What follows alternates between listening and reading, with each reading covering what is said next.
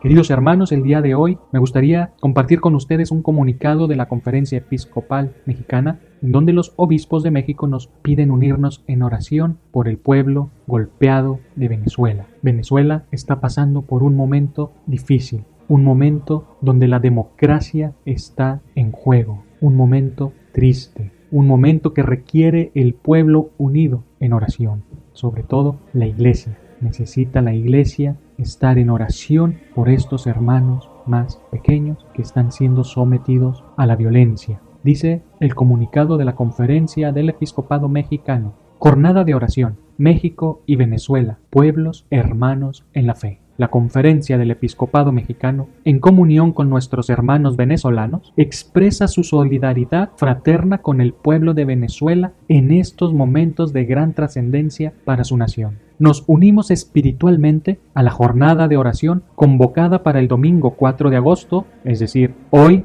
por el Consejo Episcopal Latinoamericano, la Conferencia Episcopal Venezolana y la Conferencia Episcopal de Colombia. Invitamos a todos los fieles mexicanos a sumarse a esta iniciativa, recordando las palabras del Papa Francisco. La oración nos ayuda a amar a los demás a pesar de sus errores y pecados. Reafirmamos la importancia de la democracia como expresión de la participación de los ciudadanos en la construcción del bien común. Como nos enseña la doctrina social de la Iglesia, una auténtica democracia es posible solamente en un Estado de derecho y sobre la base de una recta concepción de la persona humana.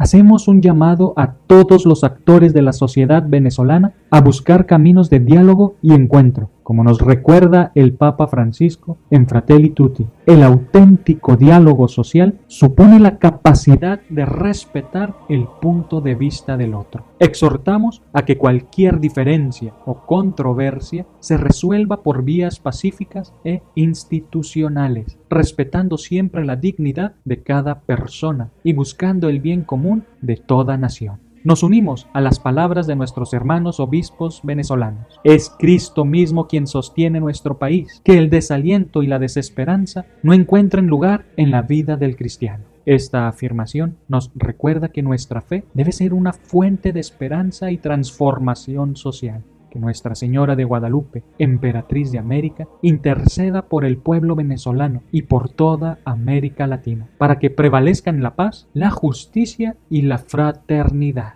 Muy bien, queridos hermanos, pues esta es el comunicado, la postura de los obispos de México, una invitación al diálogo, a la solución pacífica, donde triunfe la justicia y la paz. Es un deseo profundo, aunque hoy se ve muy difícil, eso es lo que debemos implorar a Dios, que sea pacífica y justa la democracia en Venezuela. Que es difícil, sí, es muy difícil porque el que está en el poder tiene el monopolio de la violencia, tiene el monopolio de las armas, tiene el monopolio de la fuerza. Las personas solo tienen su voz y esa voz tiene que resonar todo Venezuela, sin tener que llegar a la violencia. Por eso deseamos con todo el corazón que la democracia triunfe mediante la justicia y la paz. Papa Francisco, citado en este comunicado, decía que la oración nos permite amar a las personas aún a pesar de sus errores y pecados. Sabemos que todos hemos cometido errores y pecados, pero los errores y pecados de Venezuela como nación son muy grandes. Sin embargo, Dios está con ellos. Cristo es el que sostiene Venezuela. El pueblo solamente tendría que reconocerlo, volcar su fe a Cristo. No nos va a salvar la política, no nos van a salvar los políticos ni los organismos internacionales. Nuestra fe debe estar en Cristo.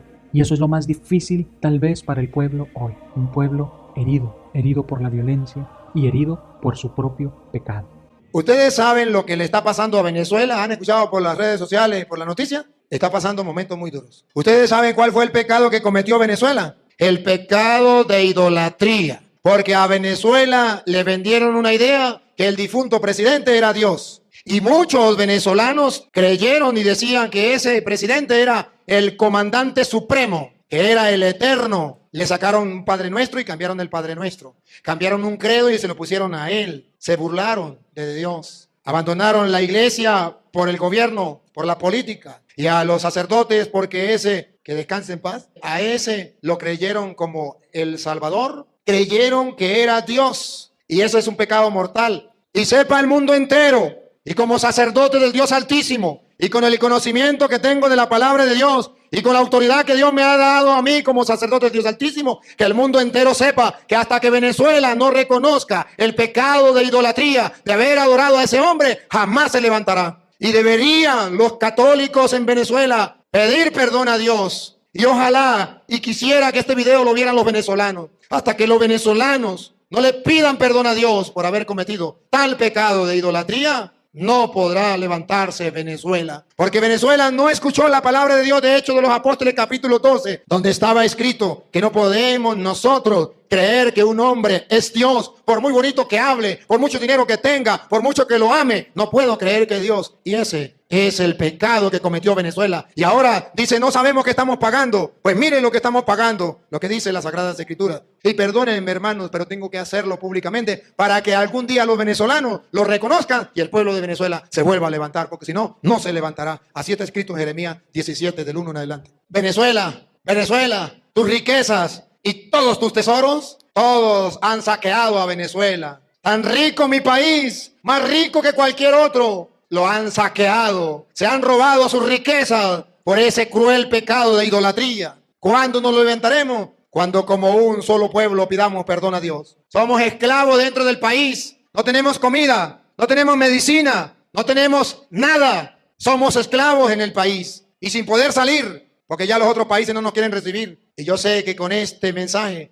muchos se pondrán molestos y me harán la guerra, pero la voz de Dios no se puede tapar. Esclavos dentro del mismo país. Ustedes tienen para comer, denle gracias a Dios. Ustedes tienen para vestir, ustedes tienen medicina, ustedes tienen libertad, ustedes tienen lo que nosotros deseamos y no tenemos. Disfrútenlo y denle gracias a Dios y cuídenlo. Pueblos, no traten mal a los venezolanos. Ellos salen porque se están muriendo de hambre. Y no se pongan molestos porque a lo mejor le quita su trabajo. Pero es que si no trabaja, ¿cómo va a comer? Fui forastero y me hospedaste. Tuve hambre, me diste de comer. Cristianos que me escuchan, ahí está Cristo en cada venezolano que está llegando a su país, muerto de hambre, necesitado. Verás si eres buen samaritano. Verás si practica lo que dice el Señor. El juicio final, tuve hambre, me diste de comer. ¿Cuándo, Señor? Esos venezolanos que llegaron, que no tenían que comer y tú les diste de comer. Vengan, bendito de mi Padre, al reino celestial. Sigamos en oración por Venezuela. No sabemos cuándo podremos estar también nosotros en sus zapatos, en su lugar, implorando libertad, implorando justicia, implorando la paz. Unámonos ahora. Hoy es el momento de unirnos en oración por Venezuela para que se solucione ese problema democrático por medio de la justicia y la paz sin tener que llegar a la violencia. Violencia que de hecho ya está perpetrando el anterior presidente. Laudetur Jesus Christus. Alabado sea Jesucristo. Hasta la próxima.